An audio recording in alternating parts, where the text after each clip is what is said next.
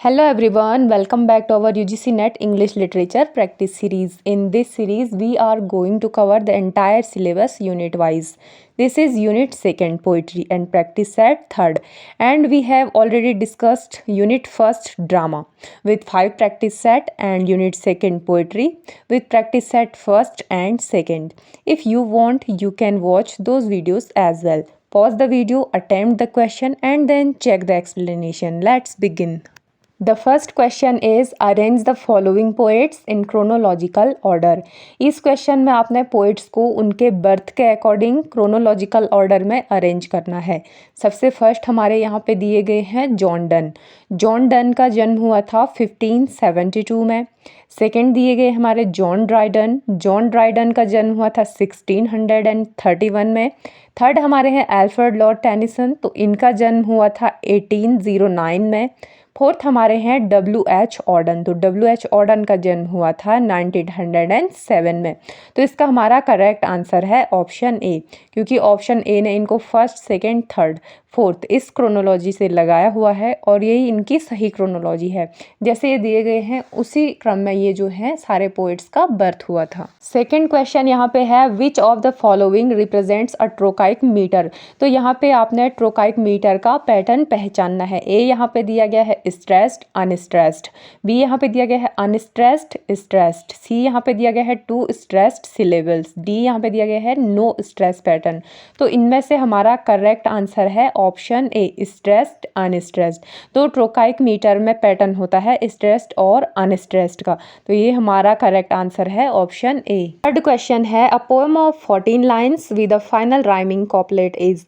तो इसमें आपने पोइटिक फॉर्म पहचाननी है कि जिस पोएम में 14 लाइन्स होती है एंड फाइनल राइमिंग कॉपलेट होता है, तो वो कौन सा पोइटिक फॉर्म होता है। यहाँ पे ऑप्शंस दिए गए हैं। Option A Petrarchan sonnet, option B Shakespearean sonnet, option C ballad, option D ode.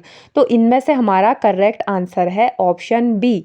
तो शेक्सपियरन सोनेट जो हमारा होता है उसमें फाइनल राइमिंग कॉपलेट होता है एंड उससे पहले उसमें जो है 3 क्वार्टरिन होते हैं 4-4 लाइन्स के। तो इसका हमारा करेक्ट आंसर है ऑप्शन बी। तो फ्रेंड्स, मैंने अपने चैनल पर पोइटिक फॉर्म्स को, चाहे वो पेट्रार्कन सोनेट हो, sonnet, Shakespearean sonnet, ballad, ode, elegy, इन सारी चीज़ों को बहुत अच्छे से डिस्कस किया हुआ है। अगर आप चाहें तो वो वीडियोस भी देख सकते हैं। नेक्स्ट क्वेश्चन है dissociation of sensibility is associated with. तो इसमें आपसे पूछा जा रहा है कि डिसोसिएशन ऑफ सेंसिबिलिटी का जो कॉन्सेप्ट है वो किसने दिया हुआ है। यहाँ पे आपको ऑप्शंस दिए गए हैं Matthew Arnold, T.S. Eliot, John Dryden, I.A. Richards. तो इनमें से हमारा करेक्ट आंसर है ऑप्शन बी।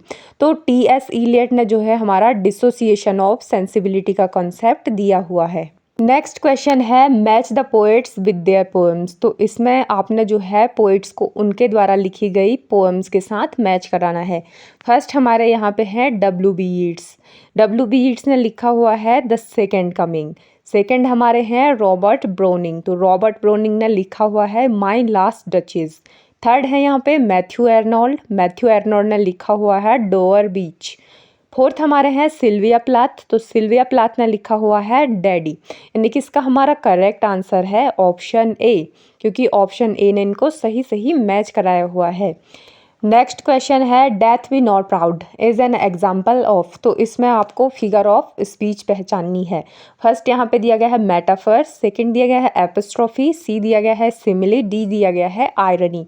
तो इसका हमारा करेक्ट आंसर है ऑप्शन बी एपिस्ट्रोफी। तो इसमें जो है एपिस्ट्रोफी का यूज़ किया गया है क्योंकि पोएट डेथ को डायरेक्टली एड्रेस कर रहा है। तो जब इस प्रकार से किसी चीज़ को डायरेक्टली एड्रेस करते हैं तो उसको हम जो है एपिस्ट्रोफी बोलते हैं। नेक्स्ट क्वेश्चन है the Spencerian stanza consist of.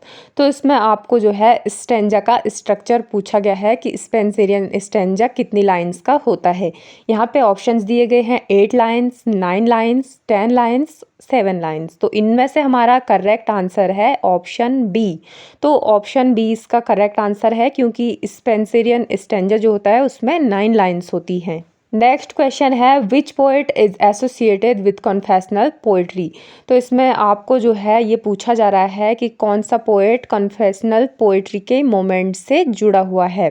तो यहाँ पे दिया गया है W.B. Yeats, Sylvia Plath, John Keats, Alexander Pope. तो इनमें से हमारा करेक्ट आंसर है ऑप्शन बी सिल्विया प्लैथ। तो सिल्विया प्लैथ कन्फेशनल पोएट्री की प्रमुख पोएट हैं। नेक्स्ट क्वेश्चन है things fall apart the centre can not hold is from. तो इसमें आपसे पूछा जा रहा है कि ये जो हमारी लाइन है ये कौन सी पोएम की है। तो यहाँ पे ऑप्शंस दिए गए हैं Dover Beach, the second coming, the waste land और टू अ नाइटिंगेल। तो इनमें से हमारा करेक्ट आंसर है option B the second coming. तो ये जो हमारी लाइन है things fall apart the centre can not hold, तो ये लाइन है हमारी पोएम द सेकेंड कमिंग की, जिसको कि W.B. येट्स ने लिखा हुआ है। लास्ट क्वेश्चन है एंजाममेंट रेफर्स टू। तो इसमें आपको पोएटिक डिवाइस एंजाममेंट की डिफिनेशन पूछी गई है। यहाँ पे ऑप्शंस दिए गए हैं A repetition of sounds, B continuation of a sentence without pause, C rhyming of lines, D use of irony। तो इनमें से हमारा करेक्ट आंसर है option B continuation of a sentence without pause। तो लाइन ब्रेक के बाद भी sentence जब कंटिन्यू होता है तो उसी को हम बोलते हैं एंजाममेंट, जो कि एक पोएटिक डिवाइस है। तो आज के हमारे 10 क्वेश्चन यहीं पे कंप्लीट होते हैं और हमने फर्स्ट, सेकंड और थर्ड प्रैक्टिस सेट को कंप्लीट कर लिया है।